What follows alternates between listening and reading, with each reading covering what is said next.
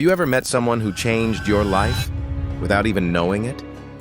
It was one of those stormy evenings when the city seemed swallowed by the rain. I was in a hurry, head down, when I noticed him. A beggar, huddled on the sidewalk, shielding a tiny, flickering candle from the downpour. I paused for a second, puzzled. Why protect a candle in a storm? It seemed pointless. With a shrug, I walked on. But as I moved further, guilt tugged at me. I couldn't shake the image of that fragile flame or the determination in his trembling hands. So, I turned back. "Why bother with the candle?" I asked, holding my umbrella over him.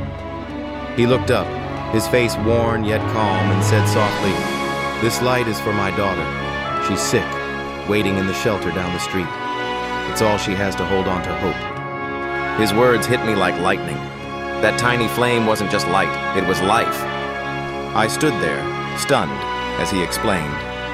His daughter had been fighting an illness for months, but the candle was her constant companion, a symbol of her strength and her father's promise to never let her down. Suddenly, my own problems, deadlines, arguments, missed opportunities, felt so insignificant. Without hesitation, I decided to help. Together, we walked toward the shelter, me holding the umbrella steady, him protecting the candle like it was the most precious thing in the world.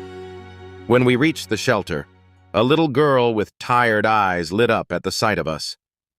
The beggar gently handed her the candle, her frail hands clutching it like a lifeline. The storm outside seemed to fade in that moment. As I turned to leave, the man stopped me with words I'll never forget. "Sometimes the smallest light can guide the greatest darkness." That day, I learned a truth that changed me forever. Wisdom isn't found in grand gestures, wealth, or power. It lives in the quiet courage to protect what truly matters, no matter how small or fragile it may seem. So I ask you, what fragile flame are you protecting, and who needs your light today?